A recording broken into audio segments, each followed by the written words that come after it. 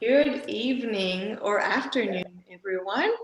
Welcome to the Community Climate Hub Summer Webinar Series. And for those of you joining us for the first time, welcome to the Community Climate Hub Initiative. My name is Audrey Dippo. I'm the National Manager of the Climate Reality Project Canada. Climate Reality, as you might already know, trains leaders to share the urgency of and the solutions to climate change. And since this spring, this summer, we're also helping create community climate hubs throughout the country that help raise the bar on climate action in Canadian cities while spurring ambition at the provincial and federal levels. So this webinar is the second in our summer series, which you can actually see listed on the screen right now. You can sign up for the upcoming webinars at climatehub.ca, and these webinars are always short. They're meant to share best practices and tools that you can leverage in your own cities to accelerate the transition to a low carbon economy. Today's webinar features Mike Soran and Matthew Chapman, the organizers for the Dogwood in British Columbia and for Climate Reality Canada, respectively. Mike is a digital organizer building the political power to make better decisions for our democracy, economy, and health at Dogwood, BC. He first got involved fighting Kinder Morgan's pipeline and center extension as a graduate student at Fraser University in 2009. And since then, he's actually helped people on campuses, in faith communities, and workplaces, and in neighborhoods build their power to push back against big polluters that wield way too much influence over our governments. Our second speaker, Matthew, joined Climate Reality as National Campaign Coordinator just over a year ago. He's collaborating with Mike, or he has collaborated with Mike on the People's Climate Plan campaign, which focused on raising ambition for the Pan-Canadian framework on climate change. His experience in the fields of fine arts, education, and international business have shaped his understanding of the challenges and opportunities that our society and civilization face. He's absolutely passionate about making sure that Canada lives up to its renewable potential and begins a meaningful transition towards healthier and more efficient and a more sustainable future. So Matthew will start off with an overview of free digital tools at our disposal, and then Mike will delve deeper into one of the newest and most exciting additions to the Community Organizers Toolkit. So fasten your seatbelt because there's a lot of information coming your way, and all of it is absolutely free. Over to you, Matt. Thank you so much, Audrey. Thank you very much. So I'm going to give you a quick rundown of why technologically this is the right time to run citizen-led campaigns. I think there are a lot of reasons why the Climate Hub initiative makes sense at this time. There are economic reasons, financial reasons, scientific, societal, and political reasons. I'm going to very briefly touch on those. In terms of economic catalyzers, cities are recognizing that it costs money to ignore climate change and to continue developing the way we've developed for centuries, really. They recognize financially, the federal government, that cities need to lead, and they've allocated $75 million to a recent fund managed by the Federation of Canadian Municipalities. So they're financial catalyzers that make this the right moment to act municipally. There are scientific catalyzers that, for the first time in the history of our species, we have a scientific consensus, or the closest thing you can come to it with respect to acting on climate change. And McGill and researchers 2 years ago published this report that focused on federal policy recommendations. And what we'd like to do through this initiative is really focus on the municipal policy convergences. How can we decide together that we can move forward on some municipal solutions to climate change? Certainly not the same solutions everywhere, but we can learn from each other. Social catalyzers, religious organizations, labor organizations, professional organizations are coming on board unlike ever before and expressing the need to take action, understand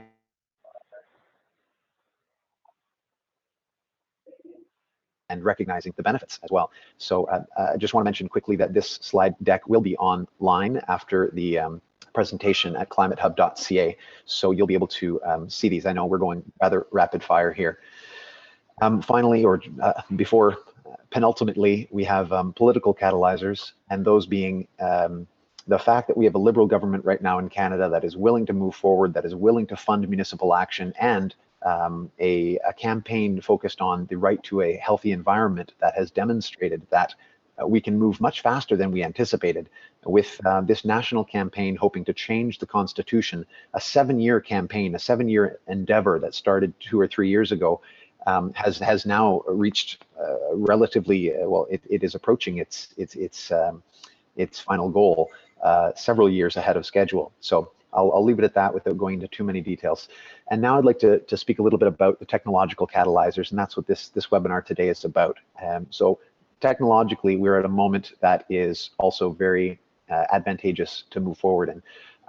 We're not going to be able to get into all of the tools that you see on your screen today. We're going to focus on 2 of them that we've identified as the first kind of entry level. If you get on board with these first, then the others, you can use them or not. I'm sure you're very familiar with Twitter and Facebook, perhaps also Google Drive. Canva on the top left-hand side of your screen is an free online, essentially Photoshop resource to help design beautiful graphics. So if you're still using Microsoft Word, then you might want to look at solutions online that permit you to do things that are really quite gorgeous, quite beautiful, without needing a graphic designing diploma, nor an expensive subscription to Creative Suite by Adobe. If this then that, just below Canva allows you to automate actions between some of these other tools that you see on your screen. So for a quick example, when Catherine McKenna or when my mayor sends a tweet, I want a notification in my Slack inbox, and it will notify me, or it can send me an email too, as soon as my mayor sends a tweet. So I can be notified automatically, and the same type of automation can happen between a number of these other platforms, including Facebook, Google Drive, and Airtable, certainly. Zapier, without getting into too much detail, provides similar solutions to if this then that, if TTT. So I encourage you to have a look at those. Again, today we're not going to be able to get into all the nitty gritty. And I would like to certainly leave Airtable for Mike to address shortly. I'll say a quick word about Slack there at the bottom in the middle. Slack allows teams to collaborate much more efficiently and effectively than they would communicating via email. So where Facebook is built to be social, Slack is built to be collaborative. It's built to have communications back and forth between team members. You can have private communications within Slack and group communications. You can set notifications. You can include attachments. You can have it even link to your Twitter account and your Facebook account. So I strongly encourage anybody who is sick of too much email, really that's their value proposition, to take a good look at Slack. And if you are starting a hub in your community and would like help with that, that's what we can come alongside you to help with. And I'll speak very briefly about what that looks like concretely, that consultative help in a moment. Finally, with Strikingly. So I'm going to jump out of this window and into another one where I show you a bit of an example of how website development, because for many of us it can be daunting, but I want to encourage you that it's not as complicated as you might think. Developing a website from scratch with the content to build a community hub in your town or city. So let's see if I can pull that up properly.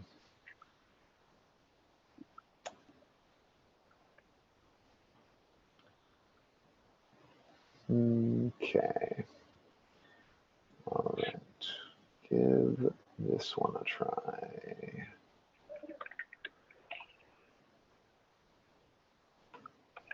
Okay. My apologies. I'm going to have to do a little bit of bouncing around because I'm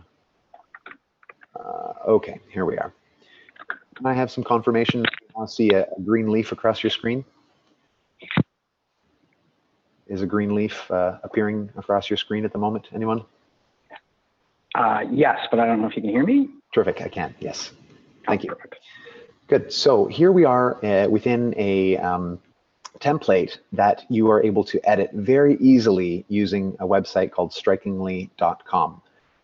We've started with the template of the current site. And again, today I'm just showing you that it's possible and that it's free.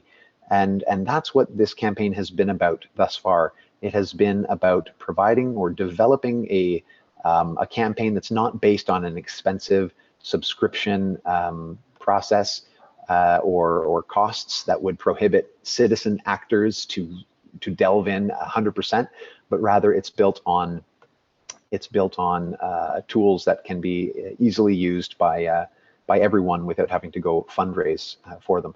So as you can see, it's very easy to browse your computer, choose another image, and upload it at your will to provide new look to your website. You add links, add new pages over here to the left, and I think I'm approaching the 7 minutes that I had allotted myself. So that was pretty slapdash, I realize that. Just want to underline the key, the important factors here that that I want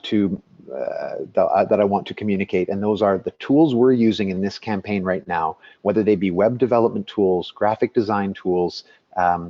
Zoom is in fact a tool that is an exception to that rule to hold a webinar like this. If you wanted to do so in your community, we can help you do that, but you wouldn't use this tool necessarily. This is the only exception that we are paying for.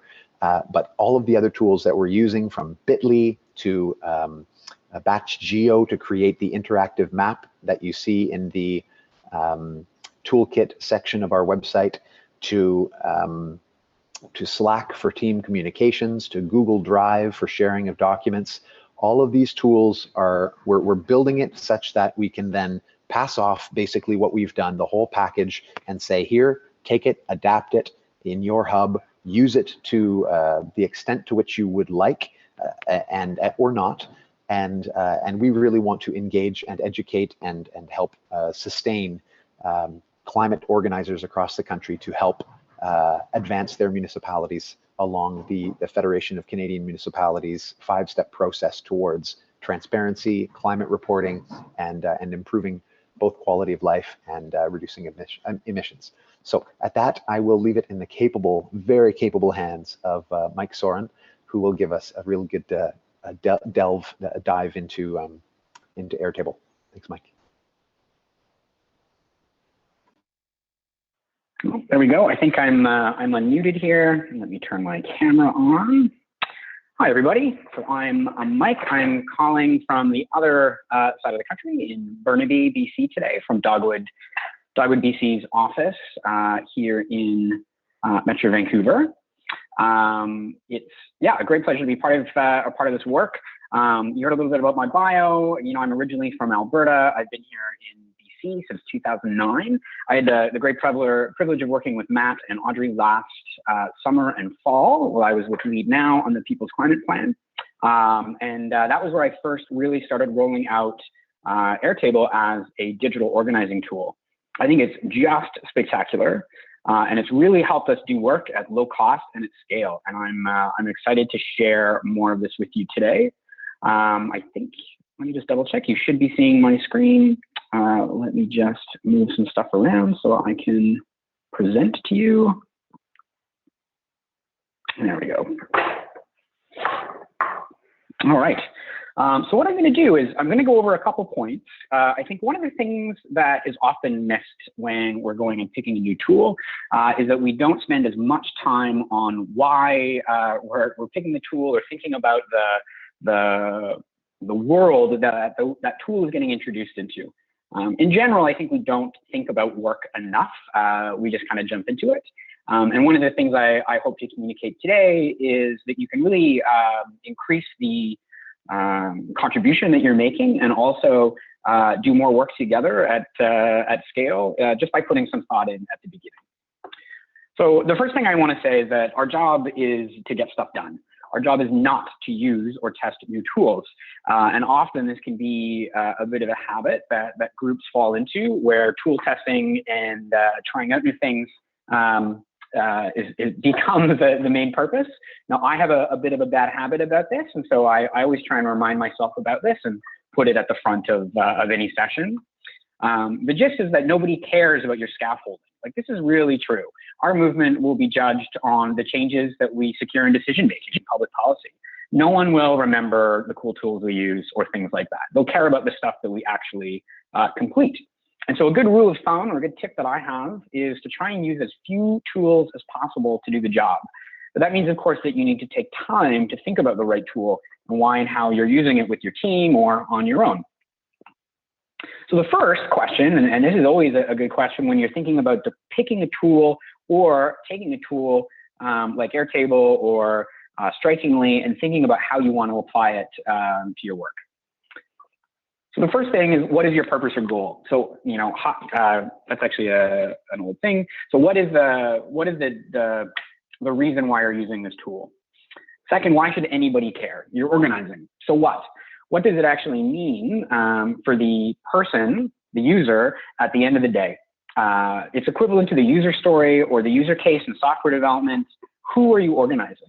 How will this tool help them do the work? And why should anybody care that you're using this tool at all? So that comes into the how. You really need to take time to think about the how this particular tool will help you.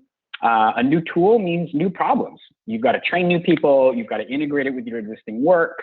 You've got to make sure that the help files and other resources are appropriate to your needs. You know, there might be new problems that you can't anticipate. So really think about that and how you can prepare yourself to avoid new problems. So what do you need a tool to do? Well, I think for the case that a lot of organizing takes at a really high level, you need to be able to discover things. And talking about Airtable or your website, discovery is really a key thing. So people who want to connect with your work and do things in the world need to be able to find you. They need to be able to find the information so that they can take an action or participate.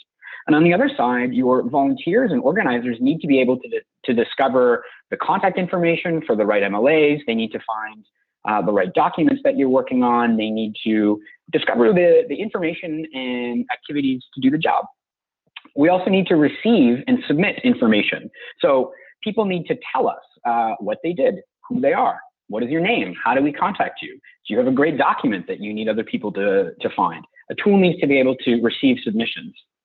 Once something is discovered or submitted, you also need to be able to assign it to someone. How is it actually going to get done? What are the steps that are assigned to particular colleagues or teammates, and what's the order and sequence that you want those things to be done? And then report. You need to be able to update based on actions that happen out in the world. If you meet with a decision maker or go to a city council meeting, what happened?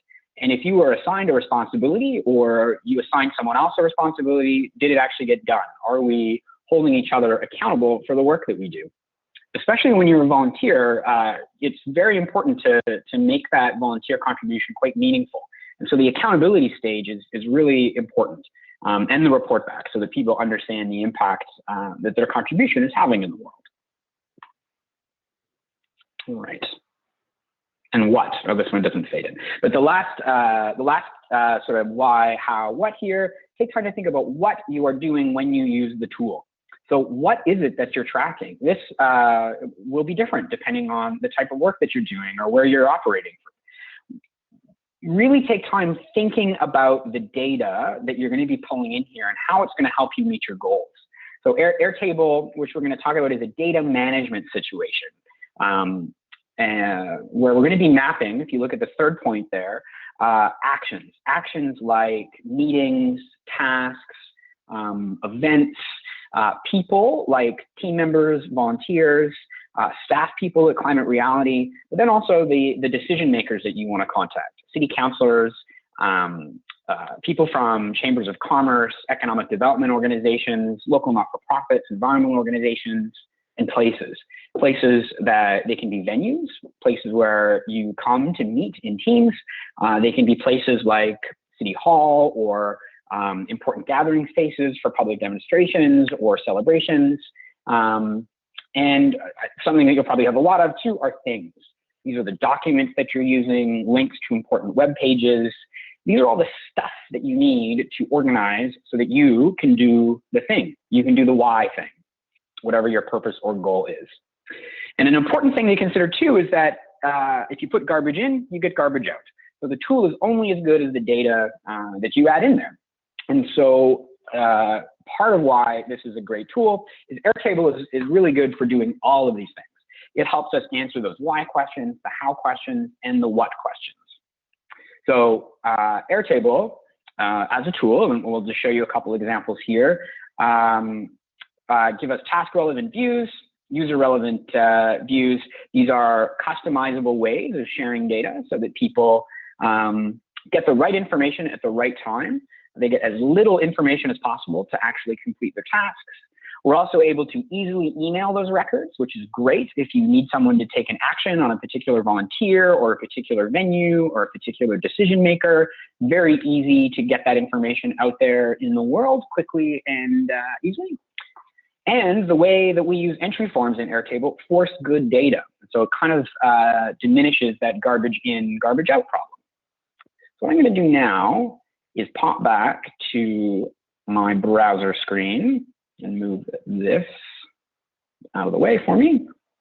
I'm going to show you a couple examples here of different ways I've used Nation Builder or not Nation Builder, pardon me, Airtable in the past. And I'm going to start with some of the work I did last year with Audrey and Matt. So one of the things we did was organize a people's climate plan, like very similar to what you're doing, sort of nationwide teams all across the country, helping create opportunities to talk with their MPs about a national climate action plan.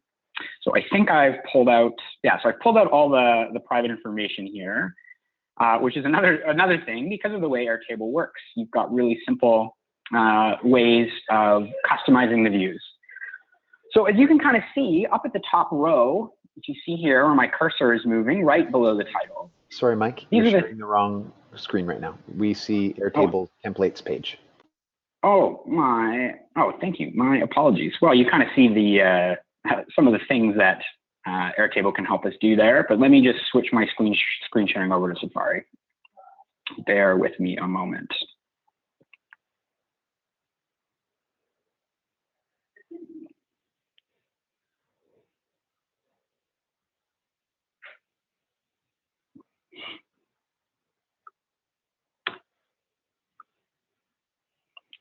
Okay, are you seeing my full screen now? Yes, we see Airtable. Yeah.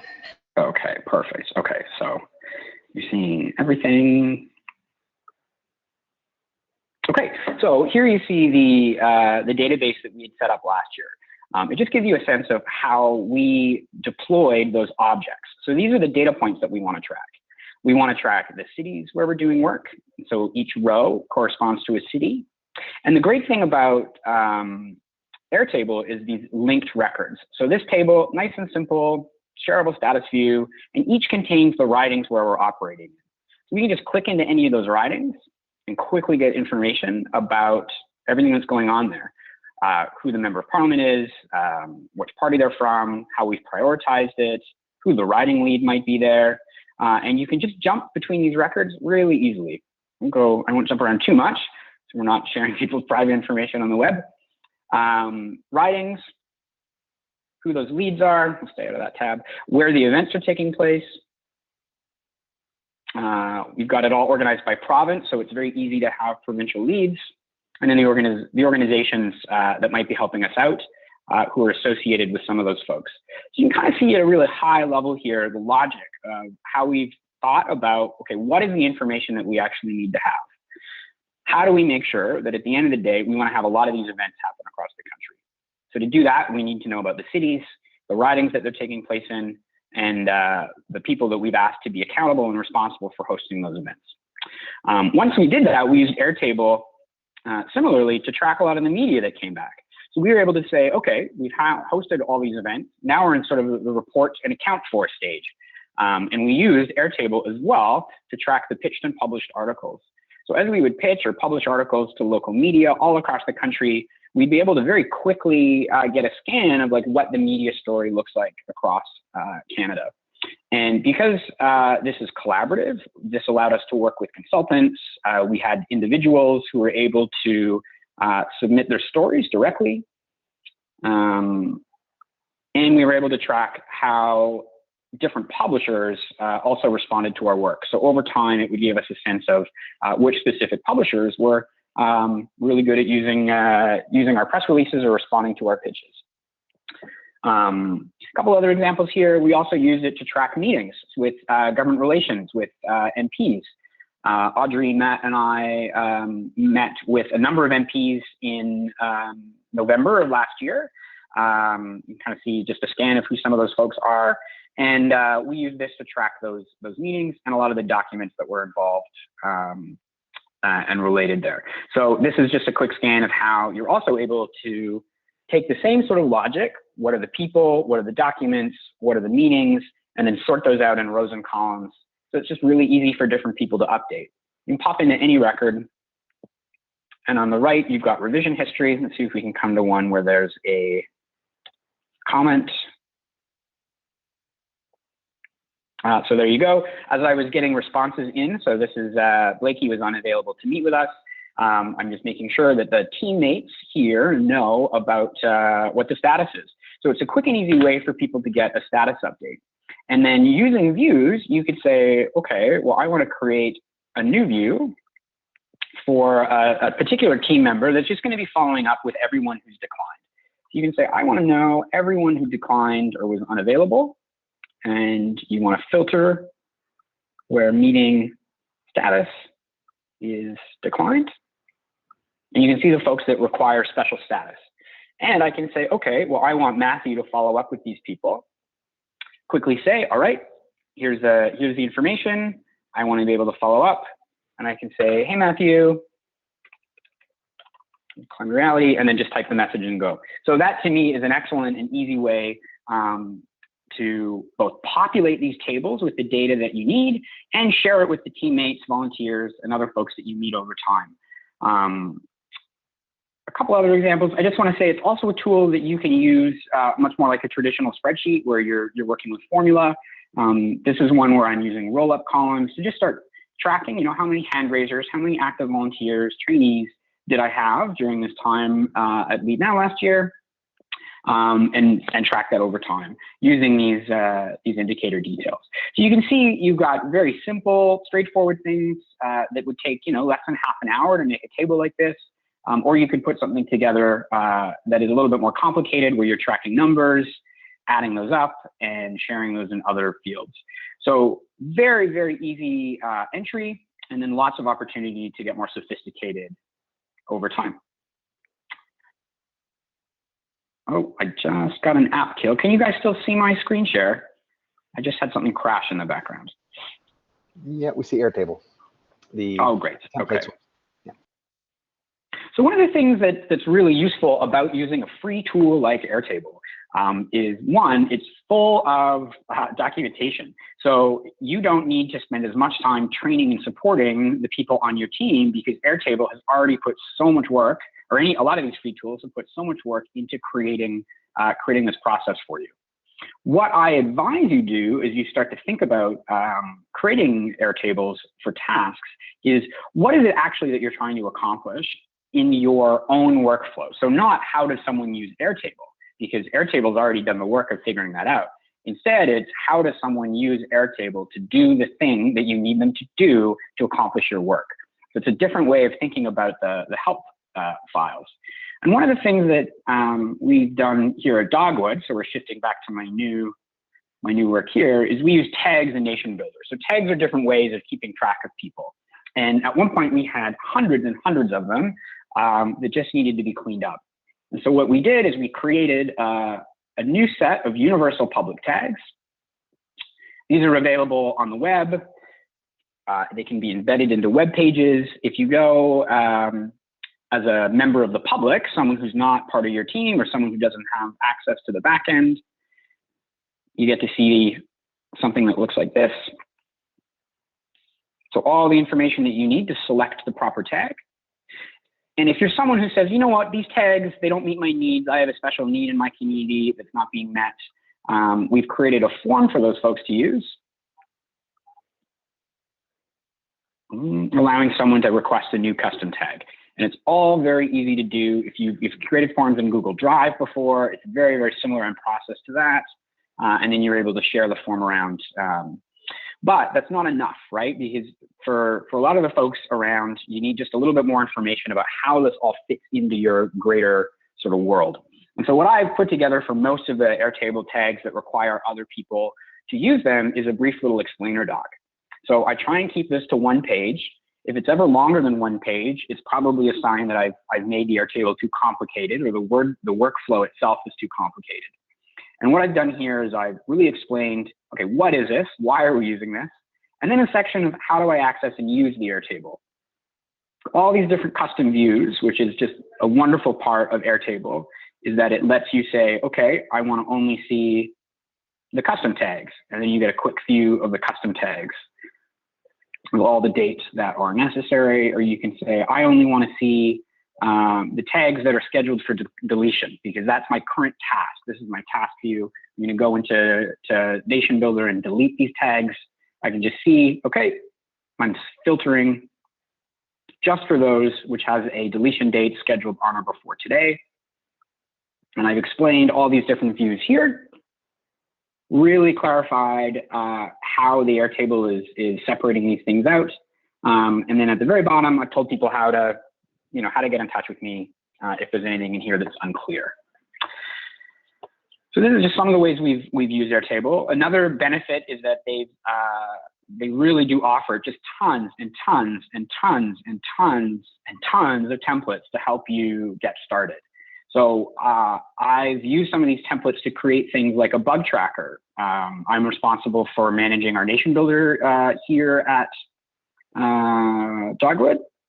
And so I've created a bug and issue tracker, which is a way of diminishing the emails that I'm getting in, and then also making sure that I'm able to sort the work based on priority. And Airtable makes it really easy. I think I set this whole thing up using a template in less than an hour. And it's probably saved me at least that much time in reduced emails and clarifying questions. We also manage a lot of our equipment. So if you're in a position where you have, sort of goods that you're sharing between team members, it's a great way to start tracking organizing supplies, which is what we do here at Dogwood. And we've also done it to track things like where our petitions are, to make sure we've got all the steps completed. So using these checkboxes, we can make sure that we're holding people accountable for the task that they're responsible for. So these contact people here are responsible for these tasks. And so we're always able to follow up and find out where things are at and make sure things are getting done, so that we're able to complete our work and do good things. Yeah, so these a couple examples of how we've used it. I think Airtable is an incredibly useful tool, but it will only be as useful as the thought that you put into it. So it's really why I started today with thinking about a lot of this work. About nobody cares about the scaffolding. Nobody cares that you're using Airtable, but you need to care about how Airtable can help you do your work. So spend some time really thinking about it. And I hope you're able to roll this out and get community hubs going all across Canada. Cool, thanks. Thank you so much, Mike. That was very, very interesting, very, very quick and fast-paced, but I think I'm going to be watching this again so that I can actually learn all of the features that you presented. I'm just a beginner. Next, we have Diamond Yeo from the Montreal office. Just for a minute. There you are. Hey. So I'm just going to talk very quickly about our ongoing Climate Hub campaign. So it was launched on May the 2nd in 6 Canadian cities, and its aim is to accelerate the municipal's progress along a 5-milestone framework, namely measuring emissions, setting a reduction target, drafting a plan to meet the target, implementing the plan, and monitor the progress. So our current goal this year is to decide the metrics by which we want to benchmark every hub's progress, so that next year we will be able to mobilize and get hubs to compete against each other with those metrics. So stay tuned. There will be more webinars available to help you organize your hub should you be interested. And we have one coming up next week.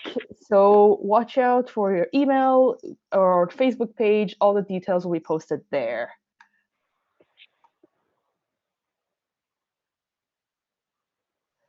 Sorry. So now I will hand it over to questions. So does anyone have a question for our panelists, namely Matthew or Mike?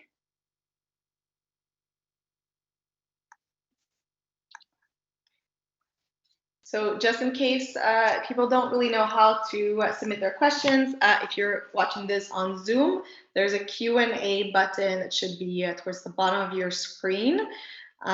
You can submit your questions there. If you can't find it and you can find the chat option instead, that's fine too. Any way you want to submit your questions by text, please do so. This is your one opportunity to get as many insights as possible from Matthew and Mike.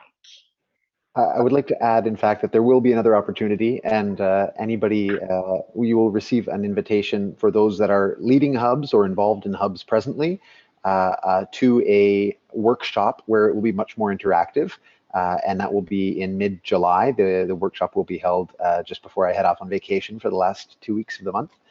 So look out for that. If you're interested in being a part of that workshop, but you're not currently involved in a hub, then please send me a message, or you can go to climatehub.ca, and the address is contact@climatehub.ca to send us a message requesting to be part of that workshop. And we'll get into details. I can provide you templates to start working with, both for Airtable and for Strikingly, and answer any questions about any of the other tools that we've kind of glossed over today.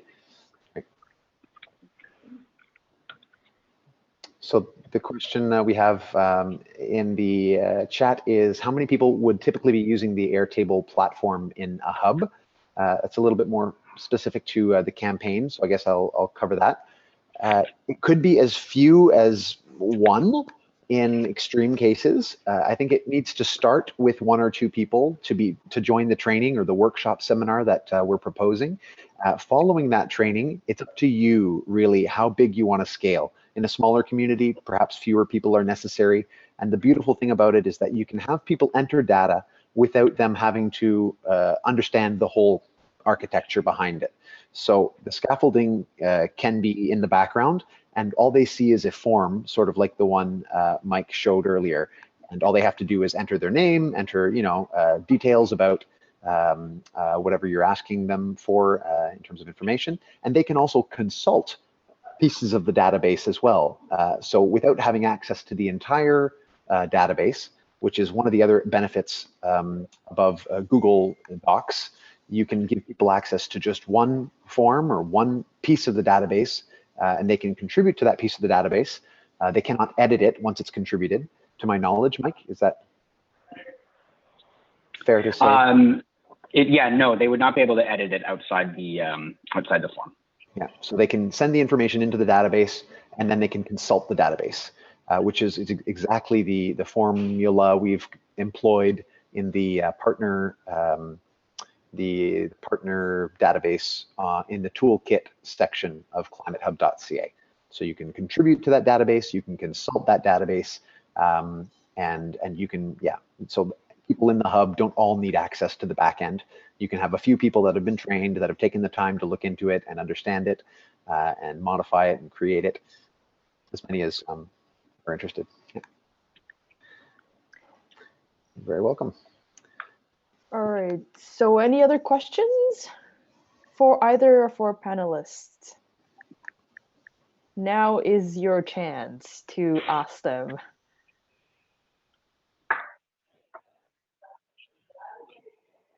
Great. Thank you so much all for joining us.